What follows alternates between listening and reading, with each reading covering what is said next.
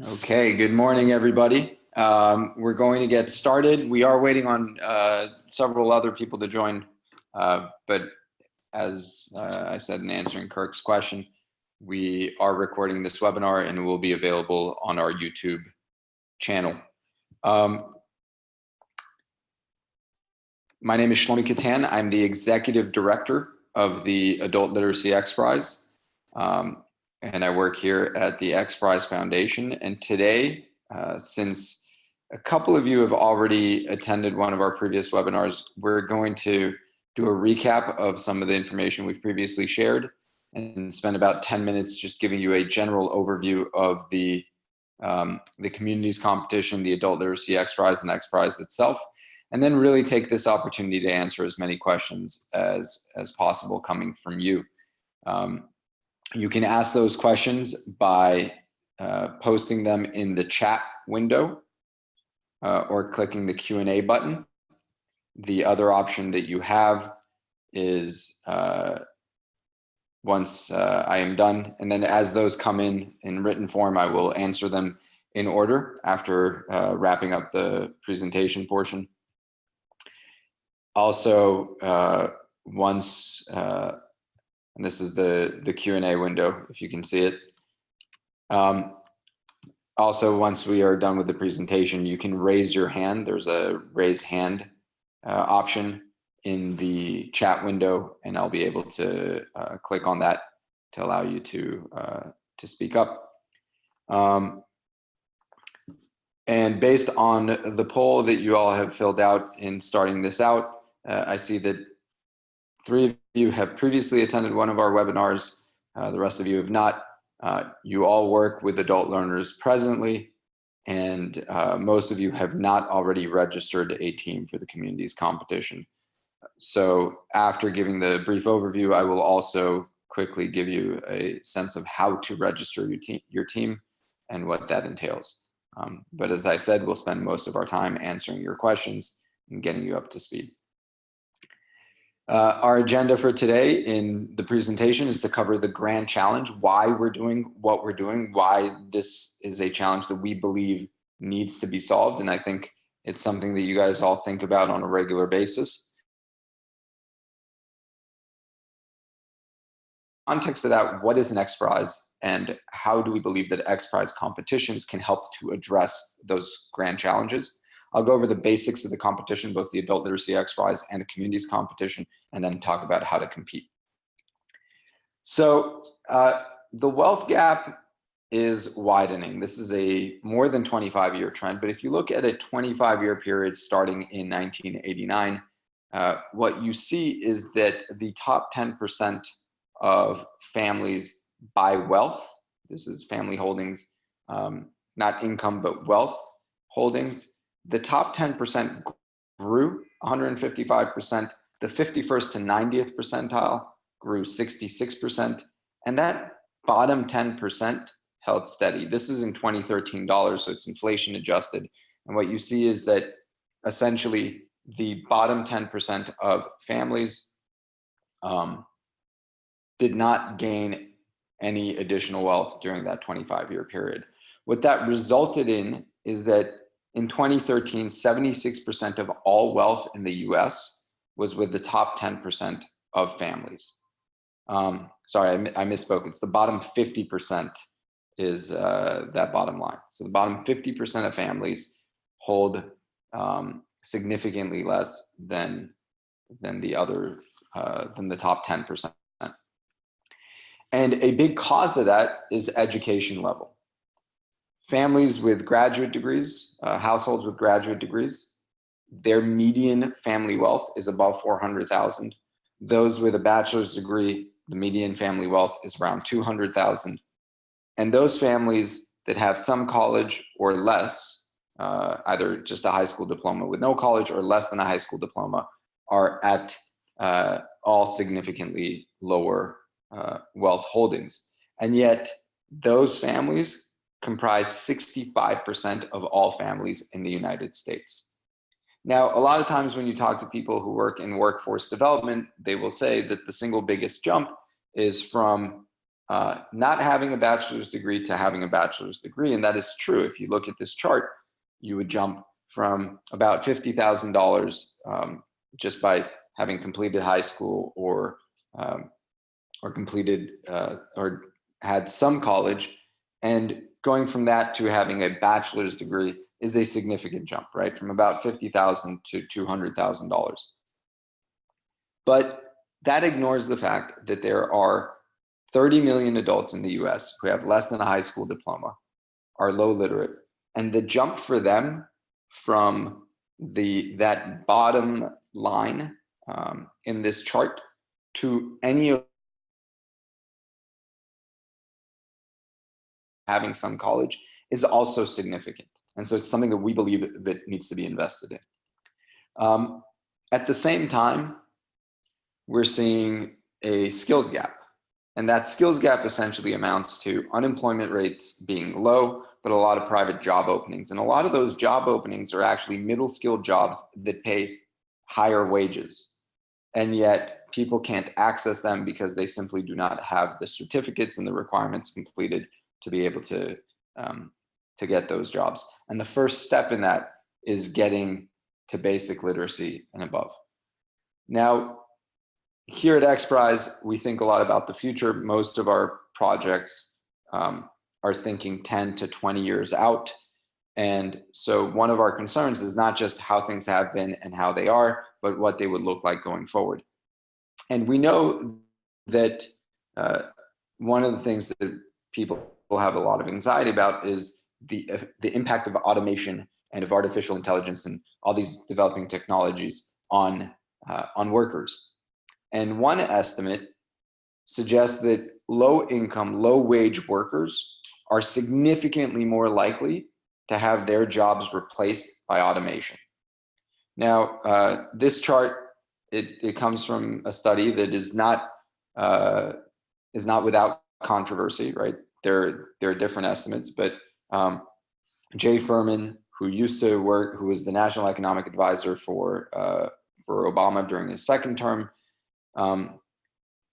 when he presents this chart, he points out that whether it's 4% and 83% and 31%, whether those numbers are not exactly accurate, the point is that those making less than $20 an hour are significantly more likely, by orders of magnitude, significantly more likely to be displaced out of their jobs than those who are in higher income brackets.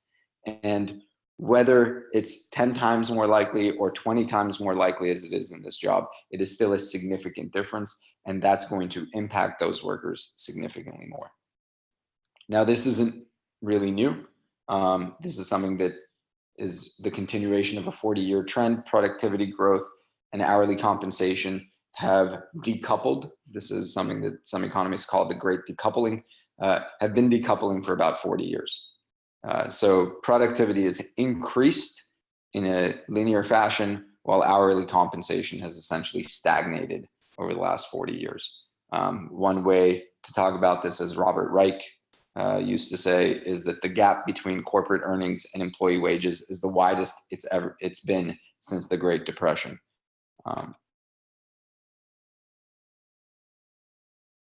It's not a new challenge. This is something that Martin Luther King was talking about more than 50 years ago. This quote is from a talk that Dr. King gave at Syracuse University in 1966, and I'll read it. He said, "While technological forces and structural unemployment brought about by automation are colorblind, the objective economic position of the poor in society causes them as a group to be hardest hit by automation." That was true then, and it is true now, and it is worth solving.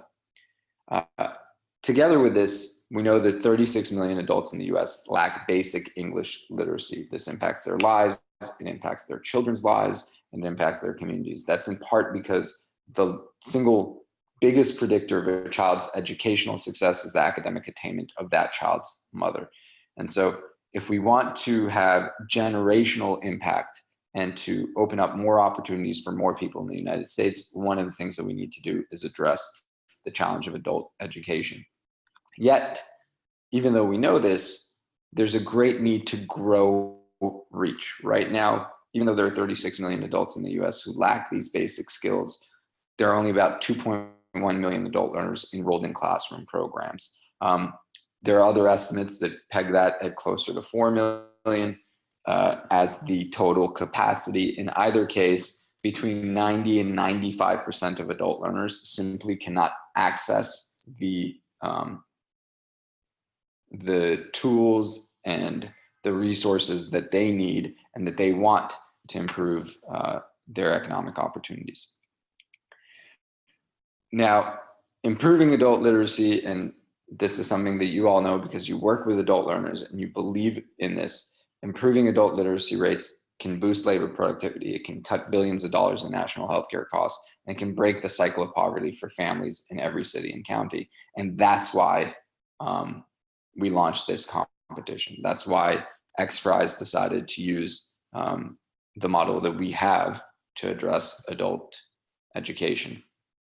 Now, one of the things that we believe at XPRIZE, and it's fundamental to the way that we operate, is that the biggest challenges that we face are also the greatest opportunities.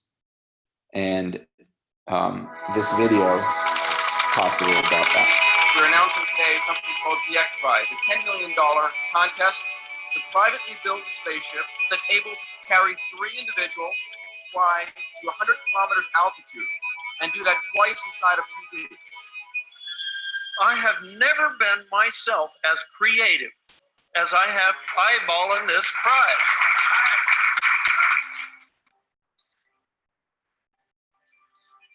Hello and welcome to Mojave here in the high desert of California on this incredible day. Now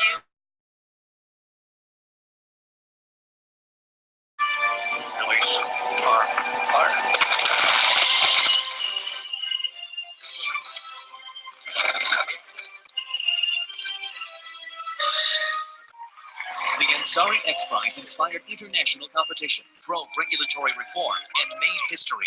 The XPRIZE for $10 million. It ignited a personal spaceflight revolution. Now you might think to yourself, what does space travel have to do with adult education? And what it has to do with is the fact that when we launched the Ansari XPRIZE, that first competition, the belief was that you couldn't have private companies fly into space, that it was too expensive, that it was only the purview of governments, which in fact by treaty it was. And what that first XPRIZE did was prove the possibility of addressing that challenge privately. We're not trying to address the challenge privately for adult literacy, but we're trying to apply that same model, that innovation competition model, to solve this particular challenge. Over the last 25 years since we've existed, we've launched 17 competitions totaling $144 million in past and active prizes. They've inspired innovations from private spaceflight to 100 mile per gallon equivalent cars to learning tools for unschooled children.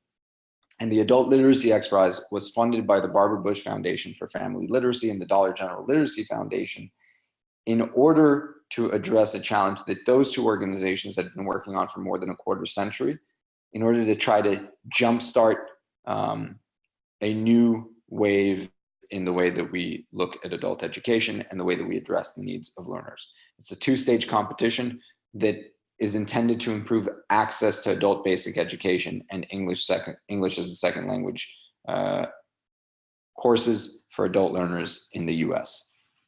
Our mission is to empower those learners to acquire the skills that they need to improve their economic opportunities, or simply read a bedtime story to their children. In the first stage, which has been running for the past 3+ years, teams are developing apps that need to result in the greatest learning gains above 1-year classroom equivalent. And I'll talk a little bit about that. In stage 2, which is the communities competition, communities, organizations just like yours throughout the country will deploy those solutions from stage 1 that have been proven the most effective to the largest number of learners. And for that, we're awarding $1 million. Our goals with the overall competition effective as a distance learning tool. It's to accelerate innovation in this field, both in the development of the technologies to address the needs of adult learners and in innovation in how we reach adult learners, so that we as organizations and individuals that work with low literacy adults can broaden our reach and replicate that throughout the country. All that is for the purpose of expanding access, getting more learners, more tools. And finally, we believe that this will spur investment in adult education, both at the federal level, the state level, and ideally at the with private capital. We want to see private capital flowing into this space. We believe that that's important in order to grow the total access available to adult learners. As I said, we launched the competition 3 years ago. This past June, we announced 5 finalists. In January of 2019, we'll announce the 3 winners, or up to 3 winners. There might be only 1. Overall, these teams have spent 250 people years in developing these products. These are the 5 finalists. Amrita Learning, which was developed by the top private university in India. Cognita, which is a collaboration between developers in Hong Kong and educators in the United States. CELED, a company based in the Bay Area and remotely, but the Bay Area of California, that has been working on this problem for a number of years. Learning Upgrade, a company based in San Diego, California, that has been working for 20 years in the K-12 space and has had more than 1 million students use their products. And through this competition entered the adult education space. And People for Words, a collaboration between Literacy Instruction for Texas, LIFT, for those of you joining us from Texas, as you might know them, LIFT, and SMU, Southern Methodist University. We're testing these 5 finalists over a 15-month period with 12,000 learners. This is essentially the largest adult education program in the US for native speakers of English and Spanish at this level of literacy. We're testing the product with learners who read at or below a 3rd grade level, although these products actually work with learners at all levels of literacy. And now through the communities competition, we're awarding $1 million to get these products into the hands of 1 million learners throughout the United States. And in this competition, organizations across the country, individuals, for-profits, nonprofits, government agencies, school districts, charter schools, whoever it is, people who don't necessarily work with adult learners today, or at least don't provide adult education services, we want them to work to empower low literacy adults to download and use these free, effective, and convenient mobile opportunity to spur innovation in outreach. Test out your own move to tech if that's something that you're considering, and to help more adult learners. The question really that we're posing to these communities is, how would you reach 1 million adult learners in the United States? It's a 2-phase competition. The communities competition is, in the first phase, you're essentially writing a grant. If you add it all up, it's about 5 pages of writing. It's a grant proposal, and the 50 best proposals will receive $10,000 each. That $10,000 can be used on anything as long as it benefits adult learners. You don't have to use it in phase 2 of the competition. You can use it on existing programs. Our primary goal is to see how you would innovate in terms of using technology to reach more learners in your communities. In phase 2, the 3 competitors who recruit the most people to download and use these free, proven effective apps will win a share of an additional $500,000. So in phase 1, what we're essentially asking you to do is detail how you're going to increase access to adult education for learners using the apps from the Adult Literacy XPRIZE team stage, from that first stage of the competition. And these proposals will be judged for their potential for impact, their innovation, their feasibility, scalability, and durability. What do we mean by that? For example, if you currently work with 5 learners and you have a viable and feasible way to grow to 50, that to us is a potentially very impactful move. because you've increased the number of people that you reach by 10x. So in that proposal phase, we're not necessarily saying, look, reach 5,000 learners, but tell us how you're going to grow and tell us how you're going to make that happen. A good idea might be to say, hey, I'm going to have LeBron James tweet for me, but then we'd want to know that you actually have a relationship with LeBron James and we're able to make that happen. So that's the feasibility component. We're also looking for how those innovations can scale, how others can potentially apply them if they work, and how others can learn from them. And then we want them to be durable. We don't want this to happen once and then end. We want to see that these are things that can sustain. That's phase one. In phase two, which launches in April of 2019, you will actually distribute the winning tools to learners. So how do you compete? First, go to ids.xprize.org/communities to register a user profile. Once you're there, you can create a team profile. That needs to be done no later than 5 p.m. Pacific time, December 8th, 2018. There's an application. That application needs to be completed no later than December 21st, 2018 at 5 p.m. Pacific time. And then all the qualified applications will go through a peer review process where each of the competing teams will review and score 5 other applications against the 5 criteria we previously mentioned.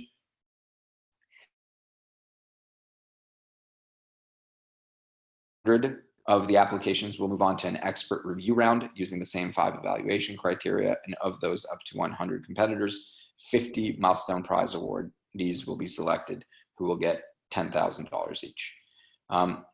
Starting in January of 2019 and until April 1st of 2019, there is a preparation phase for deployment where we will be helping all competitors prepare to distribute the apps. Then the app distribution phase begins April 1st, 2019. So you have some time to build up to that, and runs through August 31st, 2019. So it's a 5-month download window. The top 10 performers in each of 3 tiers based on size will be judged. We'll go through another judging review to make sure that what they've done is repeatable. And that's that. And the winner in each of those will win a share of $500,000. I mentioned some timelines, but here's the competition timeline. We launched on June 22nd. December 8th is the team registration deadline. December 21st is the proposal phase application deadline. Then there's a judging period. The milestone award winners will be announced in March of 2019. And then from April 1st, 2019 until August 31st, 2019 is the deployment phase. Winners will be announced September of 2019 for that phase. How do you get started? Visit communities.xprize.org, or as I said earlier, ids.xprize.org/communities. Register, create a team, and start your application. Here are a few more useful links that you can use to learn more about the competition: our frequently asked questions, the scoring rubric, and the guidelines of the competition. And also, once you register at ids.xprize.org, you can download a PDF copy of the application so that you could work on it offline. So with that, I wanted to open this up to Q&A. If you have questions, please put them in the chat window or in the Q&A, or raise your hand.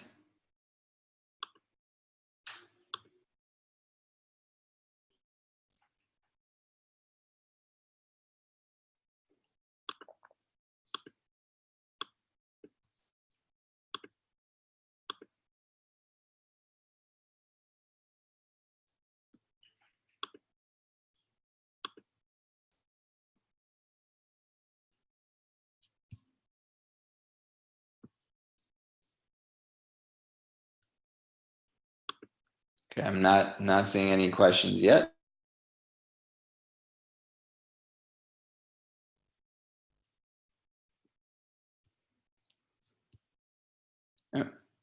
We have a question here. Where can we find information on privacy protections for learners who use the apps? That's a great question. So a couple of things. First, the apps themselves are required to be compliant with Apple's rules on privacy protections. Those are more stringent than Google's, and that's why we required that those teams have those protections.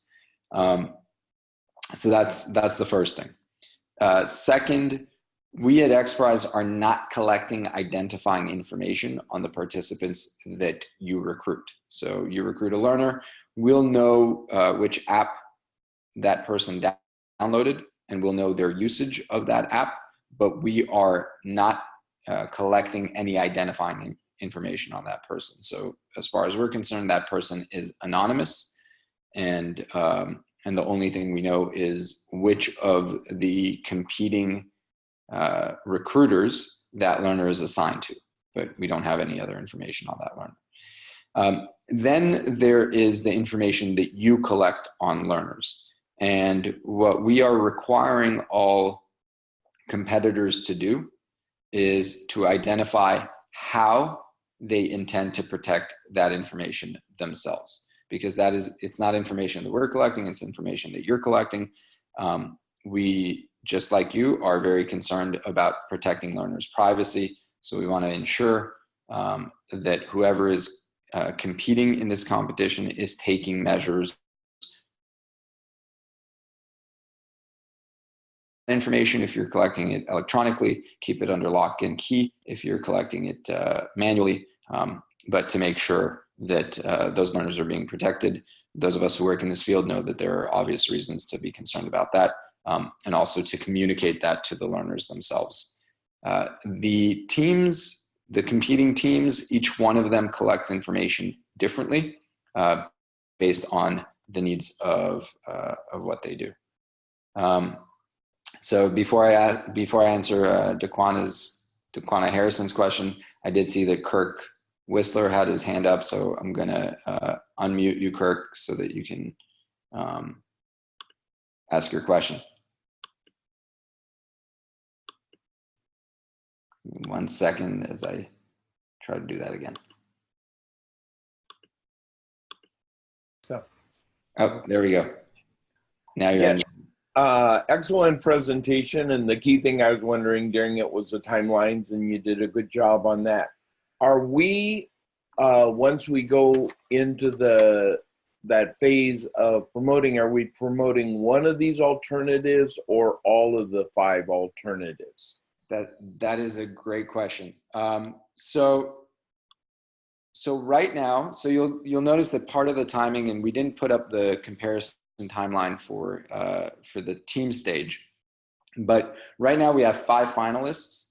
In December, our judges are convening to select the winners. It is only those winners that actually are able to pass on to the communities competition. So there's a maximum of 3. In order to qualify for the communities competition, these teams have to meet a minimum threshold, a minimum performance threshold that obtains a year's equivalent of gains through the use of the app. So we have comparison groups of learners who are enrolled in classrooms and are making gains without using the apps, and that serves as the baseline. Teams do not qualify for the communities competition without meeting that minimum baseline. The reason is we want to make sure that we are promoting something that is useful for those learners. You will then have from when we announce those winners in January of 2019 until April 1st of 2019 to prepare to deploy any of those qualified teams. And then it's really up to you. You can distribute one of the 3, you can distribute all 3, you can start by distributing all 3 and then reduce to 1. And the reason we're enabling that is because you might find that in your community, your learners prefer app A over app B for whatever reason, either because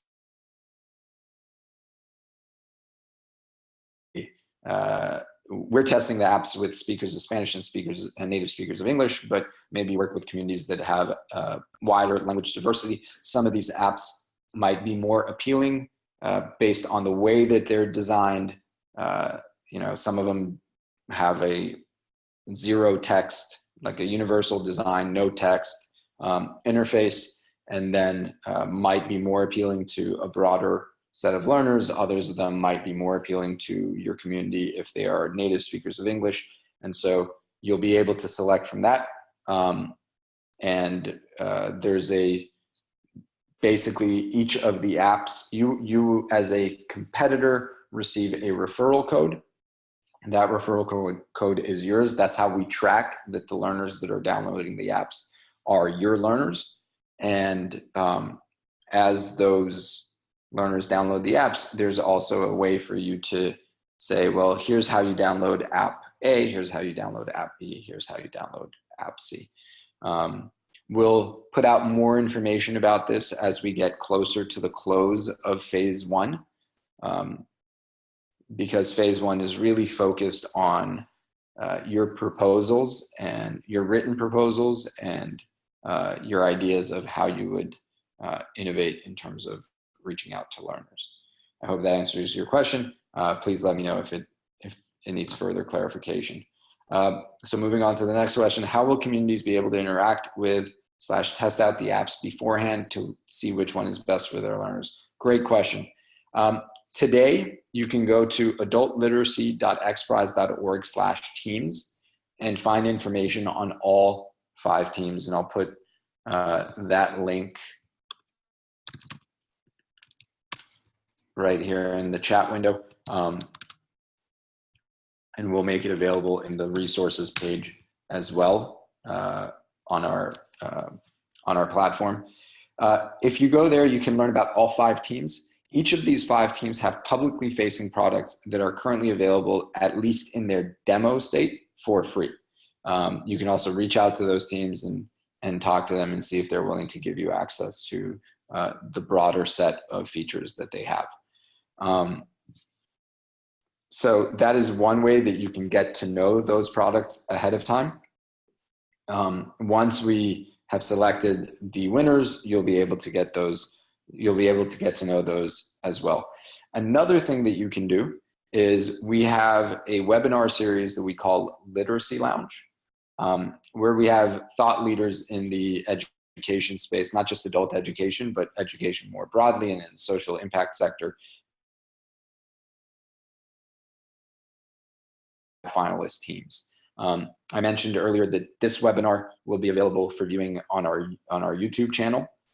Again, you go to YouTube and search for the Adult Literacy XPRIZE, and you will be able to find our channel that way. When you go there, there are also literacy lounge presentations. So far, I believe 1 or 2 of the teams have already gone through their presentation, and we'll have all 5 present over the coming weeks. And you can learn more about their approach and how their products work from them through that. And again, we encourage you to reach out to those teams and learn more about them as well. And let me see if I can find for you our YouTube channel.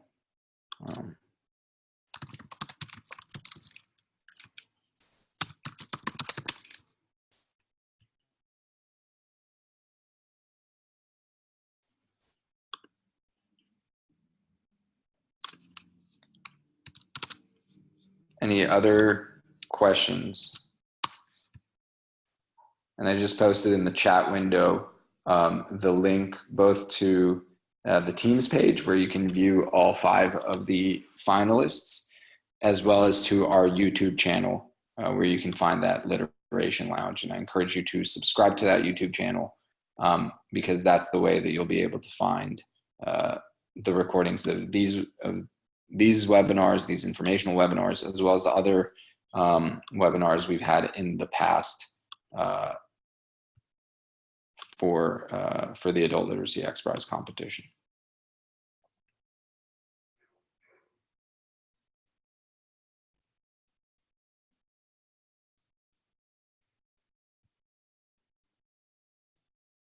Any other questions from the group? So again, please post your questions in the chat window or in the Q&A. You can click on that button in the interface of Zoom, or again, you can raise your hand. And if you raise your hand, I can allow you to speak up. As I wait for more questions to come in, I do want to answer one question that I alluded to the answer, but I wanted to clarify it. So in phase 2, when you are distributing your apps, when you're distributing the apps to your learners, you'll have a referral code that is unique to you. Those referral codes will be distributed in January of 2019 to all those teams that so you need to complete that the proposal after having logged into ids.xprize.org/communities. We call it POP. It stands for Prize Operations Platform. But once you've done that, you will have this application. We call the applications activities. So the application is broken up into different activities. Once you have filled those out and you've submitted them, then you will receive your referral code in January of 2019, and that's the way that you will recruit learners and give them access to these apps for free. That's also an important thing, and I want to make sure that we note it here. The apps are free to the users during that download window from April to August of 2019. They are free to download and use. And then anybody who downloaded during that window, anybody who downloaded from April 1st, 2019 to August 31st, 2019, is then able to use that app for free for a full year. So until August 31st, 2020, that app is free to that user. The users cannot be charged for their use of the app, and you cannot be charged for the user's use of the app.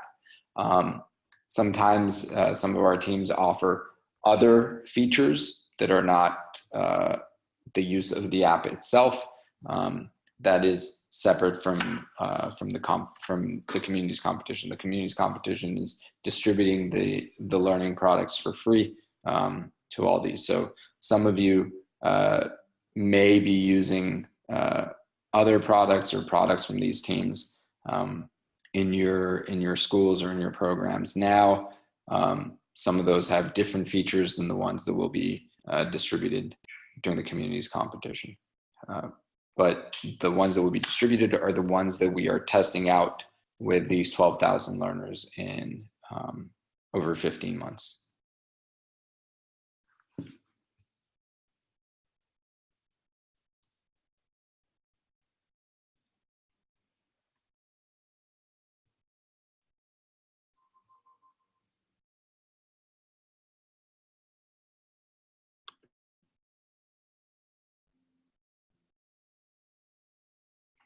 Okay. If there are no other questions, again, I encourage you to go to ids.xprize.org based on the poll that you all filled out this morning. But